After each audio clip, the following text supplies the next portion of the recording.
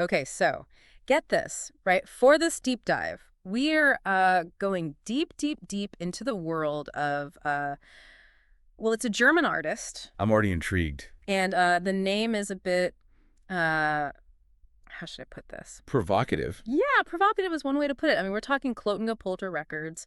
I mean, right there, you kind of get a sense that this is not going to be your average. But it's certainly not Mozart. No, not Mozart. And the music, oh boy, the music, this artist, I mean, they don't just stick to one style, they bounce around all over the place. You get some big band, some punk, some metal. A little bit of jazz, too. Oh, yeah, there's jazz in there too, but then it gets even weirder. You get Schlager, which is, that kind of like, Drum and pop. yeah, exactly. It's a lot to take in, that's for sure. Well, and the process behind it all is pretty fascinating. They write these German lyrics, often very, I guess you could say, evocative lyrics. And then they imagine, like, fictional artists performing them. Fictional bands, the whole nine yards. Right. And then comes the AI. They Mm. use pseudo AI to generate the music, like the actual melodies and instrumentation. So they feed the lyrics in and the AI spits out. Music. But it's not just raw AI output. Oh no. This guy, he's like a musical mad scientist, takes these AI tracks and then really gets in there, in the software. Greeking, refining. Yeah, making it all sound like surprisingly melancholic. And we can't forget the visuals. Every song has this AI-generated video. It's always a record sleeve. A record sleeve, but like worn, like it's been loved, passed around. Right. But then the AI animates it. So the band on the cover is actually like dancing and singing in this little loop. Oh yeah, I saw that. It's so strange, but kind of cool too. It's mostly all on YouTube, right? Yeah, a YouTube channel. Pretty basic setup, playlist for all songs, German songs, English songs. Around 70 videos, but not a ton of followers. Right. He's also active in some AI music communities, those Facebook groups. Even got featured on the AI DIY YouTube channel, their 5 AI Artists segment, hosted by, Matt.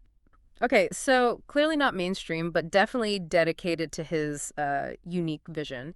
And that's kind of what we're going to do today, right? Like, really trying to unpack this whole Klötengepolter Records thing. Absolutely. We'll dive into the lyrics, which, as you can imagine, are pretty wild. Yeah. Zany, satirical, sometimes just straight up suggestive. But Yeah. then, amidst all that, you get moments of Nachdenklichkeit. Thoughtfulness. Mhm. Yeah, in songs like Ein Buch mit 7 Siegeln and Die Gartenlaub, that contrast feels really central. Definitely. It's like, is the crude stuff just bait? Or is it all part of the same absurdist package? It messes with your expectations. It really does.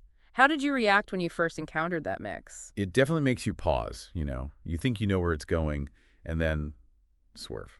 And we want to understand what makes this guy tick, right? What's he trying to say? What does he like? What doesn't he like? How did he end up with this crazy musical universe? Exactly. And of course, got to watch out for the wordplay, hidden meanings, all those little details you might miss on the first listen. We're going to try to find out. Now, I gotta say, I was initially kind of drawn to, the more absurd side of things. The weirder, the better. And I was more interested in the potential for something darker, more abstract. Oh, for sure, for sure. There's definitely some darkness lurking beneath the surface. But let's start with the lyrics themselves. I mean, the range is incredible, like whiplash almost. One minute you're laughing at some ridiculous pun, the next you're like, whoa, that's actually kind of deep. Right. It's really unpredictable. Take Genitalian, for example. Okay, so on the surface, it seems like a song about an older couple going on a trip to Italy, right? Romantic getaway, but then you realize Genitalian sounds an awful lot like genitalia. Yeah. And the lyrics, they really lean into that double meaning. You've got Lurch aus der Hose, which is literally newt out of the trousers, and Versfach bereit, which is, well, Ready for sausage. basically crude, yes, but it sets a certain tone. And then they go to Lustenau. Lustenau for a short, what was it? A short gallop? The short gallop, yeah. And then Opa, he's fixing a roar, which is, a pipe. But get this, at Hodensee, I mean, come on. It's all very suggestive. Yeah. And then the twist. They never actually make it to Italy, so it's like the whole journey with all these innuendos. That's the joke. Yeah, the destination doesn't even matter. It's the implied hanky-panky along the way. Then you have Scheidenvater, which, at first glance you might think, okay, divorce dad. But Scheide in this context means something else entirely. Yeah, it refers to female anatomy. And suddenly the song becomes this, like, really heartfelt look at the struggles of a single mother. Jeden Morgen ein neuer Krieg, every morning a new war. That line really hits you. Ja, jeden Morgen ein neuer Krieg, Stress und Pein. It conveys the weight. And she's just pleading for Zart das Kind to take care of the child, and then stress and pain, stress and pain. It's heavy stuff. From a crude pun to this, like, emotional gut punch, it's wild. It makes you wonder, what's he doing here? Is he just messing with us, or is there something more to it? Right. Okay, now let's switch gears slightly. Contrast that with the more abstract, darker lyrics. Millie Taffensee, Margaret Winterfield. Fictional artists, right? Fiction personas, yeah. And your note said these lyrics were generated way back in 2010. Using a custom poem generator, he scripted himself. That's right. Before the current wave of easy-to-use AI, he built his own tool, apparently. Made a big dictionary, categorized it, scripted something to create new sentence structures from it. But the results, they're definitely less straightforward, less narrative-driven. It's more about the feeling, the mood, and the themes. Despair, gloom. A lot of melancholy, yeah. It's almost like a totally different artist compared to the sausage compartment guy. So this pre-AI text generation, what does that tell us about his creative interests even back then? Well, building that kind of system in 2010, that wasn't trivial. It shows he was already fascinated by algorithmic creativity long before tools like Suno were common. Right. He wanted to explore unusual ways of expression, and the fact that those lyrics were dark and desperate, it suggests maybe a consistent thread in his work, an ongoing interest in melancholic, unsettling themes. So even back then, he was into exploring these darker themes and expressing himself in unusual ways. Right, exactly. And for the listener, this really connects to those melancholic vibes we hear in his AI music. It's like this artistic sensibility he already had is finding a new outlet through the AI. Like the AI is a new instrument for him to play with these old ideas. Yeah, exactly. And then the lyrics for Felicitas ein Wunder ist geschehen. A miracle happened. It really dials this up. Starts like a standard alien abduction, story lights, ship, the usual. Yeah, familiar territory. And then it just takes this hard left turn into sex. Really explicit focus on the character's heißen außerirdischen Geschlechtsverkehr. Hot extraterrestrial intercourse. Right. It's jarring. Yeah, pretty graphic. It's meant to provoke, I think. Maybe make you rethink how you approach these kinds of stories. Interesting. And speaking of altered states, the sources mentioned T. Sagels in Gesetzt. The sails are set. Apparently a pretty straightforward description of an LSD trip. And the artist name he used, Lars Stefan Drunig. Hints at LSD. Yeah, not exactly subtle, is it? No, it's another example of that playful, almost mischievous thing he does. Not afraid to be direct with his illusions. And the lyrics, they're all about this, like, inward journey, patterns blooming in your mind, feeling connected to something bigger than yourself, almost cosmic. Yeah. It's definitely a trippy experience, way different from those more explicit tracks. Yeah, it's like he's using language to take you on a different kind of trip. Okay, so then we have Liesl Trunkenbach Bierber. All right. And this one, the escape is much simpler. Okay. It's just pure intoxication. Right. The whole focus is on getting really drunk. Right. Wasted tight, blacked out, Okay. pissed as a newt. So drunkenness is the goal. Yeah, it's like the drunkenness itself is Yeah. the desired state. Yeah, so it's interesting how this contrasts with the previous one, Right. where it was like this more exploratory, Right. spiritual journey. This is Right. like, This is just, I just want to shut off. yeah, I just want to escape the from reality. reality. Yeah. Completely. You mentioned this clash between delicate and crude language in Major Armin Pulp Kein Parton in Braune's Salon. No, my partner in the Brown Salon, yeah. The language is so formal. Madam, your Antlitz lässt mich vergessen meinen Anstand. Madam, your face makes me forget my decency. So proper, almost courtly. And then the subject matter is just not, it's a hilarious clash. What's the point of that contrast, do you think? It's that high culture collision, right? Using polite, formal language for something really impolite. That contrast is the humor in that song. The formality almost makes the situation seem even more absurd. And then there's Michael Speidubel, Ich liebe du, I love you. This one's actually kind of sweet. But the grammar's Word. creative. Very creative. And beyond the grammar, it's the situation. He's asking the woman he likes to put a newspaper ad for him, even though he's the one looking for her. You put an ad in the newspaper? Please, I will contact you. I don't want to be alone anymore. It's so bizarrely passive and kind of pathetic. It really is. Such a weird expression of longing. It's so strange. It's just wonderfully awkward, isn't it? So unconventional. The grammar mistakes just add to that vulnerability, maybe even delusion. Like he's too overwhelmed to even speak properly. Exactly, or logically. Then we head back to Sleesville. Die Hohenlosen Baggersee. The pantless at Dredging Lake. But baggern also means to hit on someone, to flirt. Right, so it's the pantless at Flirting Lake. It's that double meaning again, little linguistic jokes scattered throughout. Yeah, those little Easter eggs for people who get the German nuances. Yeah. Adds another layer. This is where we meet Baggerhorst, who's basically just trying to score with women at the lake and failing miserably. In the lyrics, man, they are not subtle. He's super objectifying in his descriptions. Baggerhorst comes off as kind of, well, pathetic, to be honest. Yeah, not a great look. And the Helge Schneider reference in the description for Hildegard Netsch, die Sculptor, A sculpture. referencing that scene in Zero Schneider where the sculpture breaks and the villain just casually says he has another one. Right, the ultimate anticlimax. So by referencing that specific bit of comedy, is he kind of signaling his own intent, subverting expectations, finding humor where you don't expect it? That seems likely. It's a nod to a very specific type of German surreal comedy, one that Right. loves the unexpected, the bizarre. Mm-hmm. Referencing Schneider probably places his own work in that absurdist tradition. Okay, let's hit a few more of these lyrical examples. They're just too weird to ignore. Latrina del Sol Fickfehler. The fuck-up song, where the parents tell their kid he was a drunken mistake. Brutal. But it starts so, gently. Hörst du, mein Schatz, ich muss dir was sagen. Listen, darling, I have to tell you something. Diese Nachricht fällt mir sehr schwer. This news is very difficult for me. I really hope you can bear it, but doing nothing wouldn't be fair. Sets you up, doesn't it? Totally. Sets up this apologetic tone.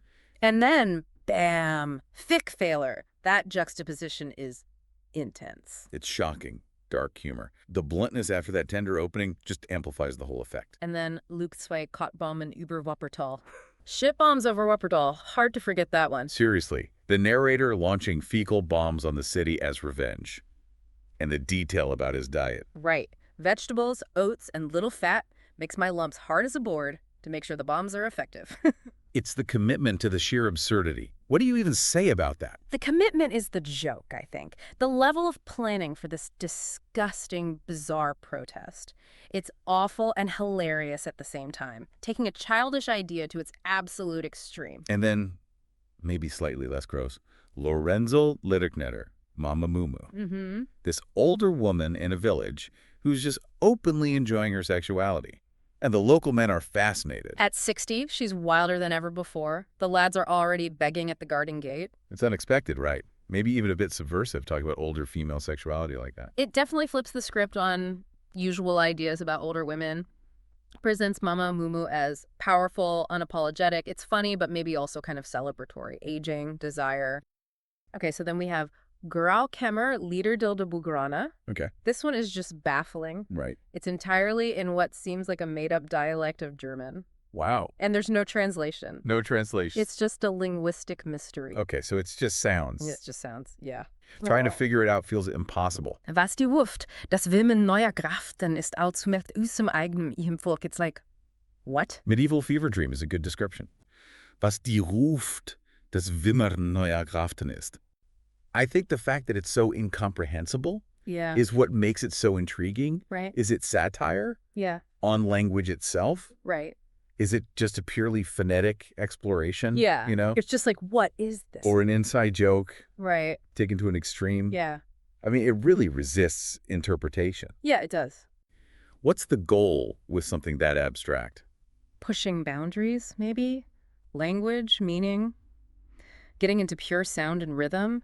It feels less about telling a story and more about creating a specific feeling, an atmosphere, like a sound poem, Okay. than something more relatable, maybe. Gustav von Zornstein Wut. Raj. Yes. Ich stehe auf, der Kaffee ist leer. Das geht ja gut los. I get up. Coffee's empty. Great start. Rage. Yes. Just an outburst about everyday frustrations cranked up to 11. Like an empty coffee cup, Right. slow public transport, Sure. noisy neighbors. Everyday stuff. Yeah, but the reactions are so extreme. Uh-huh. I'm gonna wreck the place and kick your butts. Oh, wow. You know, it's just like... Yeah. So what do you think is going on there? It's like these little things tap into this well of anger that Right. we all kind of have. And it's interesting that they're like these tiny little things. Right. Like you said, the coffee, transport the neighbors. Right. And it's like... It's not like major life traumas. Right. Yeah. It's just like these everyday annoyances. Then there's Heinz Blond. So ist die Lage. Such is the situation. Imagine James Bond, but like way less glamorous. Yeah, he's screwing up missions because of hangovers, getting sick at the worst possible times. It's like a comedic take on the secret agent life. Makes you wonder if Tobias has some personal experience with that. Mit der Braut im Arm, nur mein Durchfall durchkreuzt den feuchten Traum. With the bride in his arms, only diarrhea foils the steamy dream. Perfect anticlimax. It just deflates that whole suave spy image, brings him crashing down to basic, messy humanity, punctures the fantasy. And Konrad Möbius verkehrt the Roman Menschen, upside-down people. That one felt genuinely unsettling. Yeah. This one's a bit surreal and disorienting. It depicts this world where everything is backwards. Oh, wow. You know, verkehrtherum. So it was like an inversion. Yeah, it's a total inversion. Of reality. Of reality. Okay. And there are these distorted beings. Yeah. And illogical scenarios. Right, so it's very dreamlike. Very dreamlike, yeah. Unendlich verdreht kein Anfang, kein Ende. Endlessly twisted, no beginning, no end. Creates this really disorienting, dreamlike or nightmare-like feeling, plays with perception. Definitely evokes unease. That lack of solid ground is quite powerful. Sounds like my brain after listening to too much Klötengepolter Records. Huh. Just when you thought it couldn't get any darker, Wolfgang Gruber, Die Gartenlaube, the garden shed. Described as a place for spontaneous suicide. Ja, meine Gartenlaube hat einen starken Balken unter dem Dach für den spontanen Freitod wie gemacht. My garden shed, so dusty and cold, 100 years and 2 world wars old, has a strong beam under the roof, perfect for spontaneous suicide. Chilling. It's that blend of the totally mundane shed and this incredibly dark idea. Wouldn't you make that casual tone about it? It's chillingly matter-of-fact, isn't it? That's what makes it so disturbing. The ordinary setting, the garden shed against the starkness of suicide. Powerful, but yeah, deeply unsettling. Bam! We're back to the more explicit stuff with Bertram Nagelgraf Cornelia. And I'm talking, like, really explicit. That one is, well, it's about sex. And it's pretty graphic. Let's just say they don't shy away from the details. Construction setting, lots of pounding. Yeah, pounding. Stampfe heran, das Werk soll beginnen. I stomp up, the work shall begin. And then, of course, copulation, sexual intercourse. Cornelia's in, of course. Repeated like a mantra. I don't know what to make of that one. Is it shock value? Satire? Who knows? Okay, then we shift gears again to, well, it's satire, but a different kind of satire, with Bettina Volkenberg. Ich bin die woke truckerin. I am the woke trucker. Imagine woke culture, but in the world of, like, long-haul trucking. It's ridiculous. It totally is. Like, she's demanding gender-neutral language over the CB radio, you know? Some gruff trucker yells, "Mach Hinikul, the A5, we're gesperrt." Move it, buddy. The A5's close. Bettina's all, "Excuse me, please address me with the correct pronouns." It's so over the top. You gotta laugh. Hilarious. I mean, he's poking fun at both sides, right? The over-the-top woke stuff and the, like, old-school trucker mentality. It's like he can't resist pushing buttons. Absolutely. And then there's Bruno der Brumstorch, the humming stork. Forget lyrics. This is all about the sound, the deep, vibrating vocalizations of this stork. It's more like sound poetry than a song. Yeah, very atmospheric. Bruno Ralph is the opposite. Just the name Ralph repeated over and over with these, like, single-word descriptions. Geerdet. Authentisch, unpretentious. Grounded, authentic, unpretentious. And then later it gets a little meaner. Pleat, plump, naive, ungeschickt, broke, clumsy, naive, inept. It's like a character assassination in, like, 5 words. Then we get, I guess you could call it body positivity, but in a really strange way. The song's called Die Spanners der Weiße Wal van der Côte d'Azur, the Peepers, the White Whale of the Côte d'Azur. Basically, it's about this dude who's super into this overweight person on the beach, calling them Weißer Wal white whale and praising their claws, their belly. Definitely not your typical love song. It's like he's flipping the script on conventional beauty standards. Yeah. Maybe it's satire, maybe it's just weird. Hard to tell. Yeah, I'm still processing that one. Okay, so let's shift gears a little bit and look at Doreen auf dem Technostrich. This gives us a very stark and cynical view from the perspective of a sex worker at a techno club. Yeah. And her descriptions of clients are pretty brutal. Yeah. Johns are completely out of place. Right. Monkey head, messed up face. And then there's this constant questioning, like, are you a fucker? Right. A party sucker? Sure. You know, so it's a very... It's a very transactional... almost a dehumanizing perspective. Yeah, and I think what's striking about this piece is just, like, the lack of pretense. Right. It's very raw and unvarnished. You know, it's like Yeah. this is the reality Yeah. of this world. Yeah. And those repetitive questions too. Yeah. You know, they serve to almost like categorize Right. and distance yourself from the clients. Right. And then just when you think you can't get any weirder, we have Franz Hoffmann, Im stillen Örtchen, in the quiet little place. The whole song is about pooping. You're kidding. Nope. But he uses all this euphemistic language like pressen, pressing, and sich öffnen, opening oneself. It's like he's taking a dump into this big dramatic event. Oh, man, this guy. But the whole thing is so dramatic. Pressen, pressing, sich öffnen, opening oneself like it's some kind of Shakespearean tragedy. So, after all that, we get Friedrich Eckler, egoist. Pretty self-explanatory, right? The lyrics are basically just this guy bragging about how selfish he is. Yeah. Alles haben wollen, das ist mein Ziel. Wanting to have everything, that is my goal. Die ganze Welt ist mein Revier. The whole world is my territory. Mr. Modesty over here. Yeah, it's like a caricature of an egoist. Irma Eisner schon aber dumm. Beautiful but dumb. Ouch. Yeah, not very nice. She's hot but empty. He goes back to being pretty harsh. It's a total takedown of this woman who's like gorgeous but completely airheaded. Ansehnlich sind sie, ich käme fast in Schmachten nur hohler als ein Heißluftballon. You are good looking. I could almost swoon, but emptier than a hot air balloon. Ouch. Yeah, he doesn't hold back. Johnny and Judy, ein Buch mit 7 Siegeln. A book with 7 seals. This one's about the frustration of trying to communicate with someone who's just impossible to understand. They're a mystery. A closed book. And there are phrases in here like, a book with 7 seals, that is you. And then there's this building frustration, like, soon I'll snap and go insane. So it's like hitting a wall. And that metaphor of the 7-sealed book, Yeah. it's perfect for that. Yeah. Like, it's just completely unknowable. Yeah, and that language really, like, captures that desperation. Yeah. And that feeling of, like, I'm about to lose it. Right. Okay, how about some good old-fashioned road rage? Le Carambolage, Ballade eines Verkehrsinfarkts. Ballad of a traffic jam. This guy hates everyone on the road. Drivers, pedestrians, cyclists, all of them. Road rage taken to the extreme. Anyone who gets in your way. Yeah, we've all been there, but this guy takes it to another level. Then back to politics with Paulina Kühne Underkomplex. Yeah. She is not a fan of AfD supporters. Like, really not a fan. Yeah. Strong language, very direct criticism. Satanic youth, mein Herr, mein Licht, my Lord, my light, is pretty straightforward. It's a big middle finger to traditional religion and an embrace of, well, Satan. Okay, so, dude, we're almost at the end of this wild ride. Next up, Uschi Ranziger, anti-alles, anti-everything. And she means everything. Family, hobbies, work, even love. This lady is not happy with anything. Then there's Biederman, Bitte melde dich.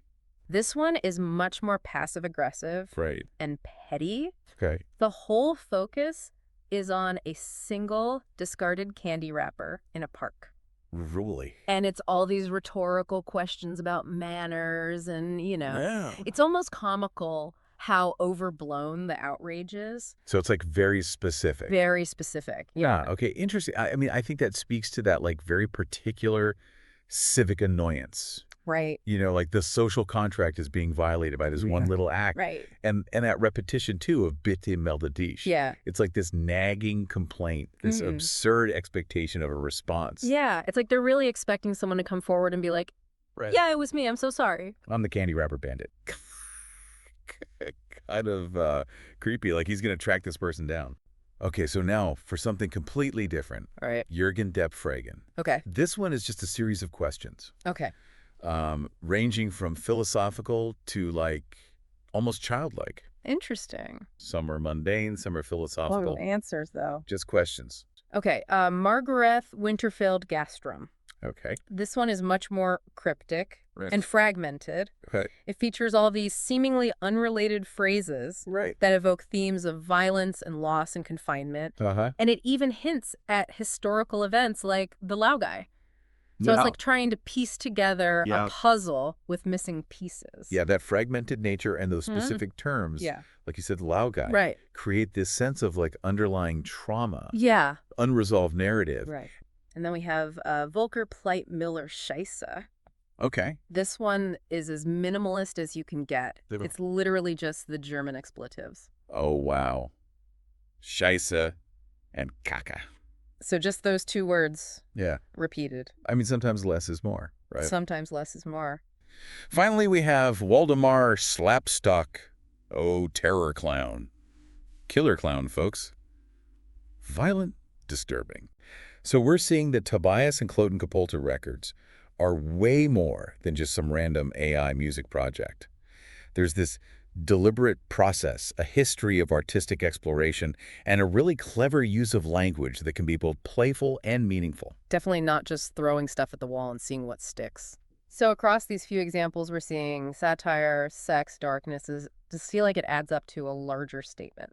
It seems like there's a real interest in digging into the messy bits of life, the stuff under the surface of social norms. Okay, so we've been through a lot. I mean, a lot. But we haven't even talked about the artist himself yet. So who is this guy? This Tobias? What's his deal? Well, we know he's got a background in some pretty heavy music scenes. And maybe the most interesting thing is that Tobias was making music way before he got into AI.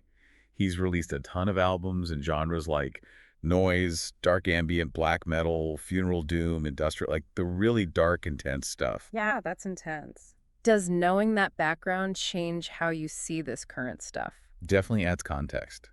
He's not new to making music or exploring dark themes. He's an established artist trying new tools, focusing differently. It makes the current project feel less like a random fluke and more like an evolution.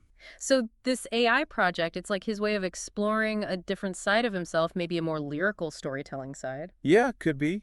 But it's clearly taken over his life. He spent over a year, often working all night, writing, generating music, making videos, and apparently his partner and kid were not too thrilled about it. I can imagine. This isn't exactly easy listening. For sure. So, given how strange and, well, out there a lot of this stuff is, Yeah. how do you think Klötengepolter Records sees himself fitting into the whole AI music scene?